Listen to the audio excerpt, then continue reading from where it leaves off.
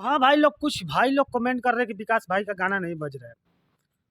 तो बता दूं कि भाई लोग, विकास भाई का गाना नहीं बज रहा है। गाना तो इतना भी बज रहा है भाई लोग। आप लोग को मालूम ही था कि बड़े बड़े कलाकार भी उनके गाने पर मतलब उनका गाना गाए। बड़े भैया विकास राव जी का, जो कि आप लोग ने एक गाना सुनाई था, खूब वायरल सॉन्ग था, दूसरा से अब बतिया तारे रे और चमार जी के देन है कि राज करता रे। ये दोनों का बड़े बड़े कलाकार ने जब कॉपी कर दिया, तो अब कैसे मतलब भाई लोग समझ सकते हो।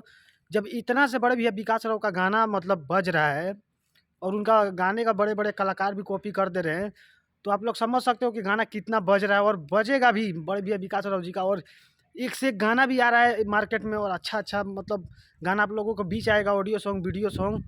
तो भाई लोग इतना प्यार और सपोर्ट कीजिए ना कि बड़े भैया विकास राव का और गाना बजे। और बता दूं कि भाई लोग, स्टेज शो भी बड़े भैया विकास राव जी ले रहे हैं और अच्छा खासा स्टेज शो उनका चल रहा है। जैसा कि आपको मालूम ही है, लगातार 3 स्टेज शो हुआ, वो भी गर्दा गर्दा होया, एकदम गर्दा हो गया था भाई लोग।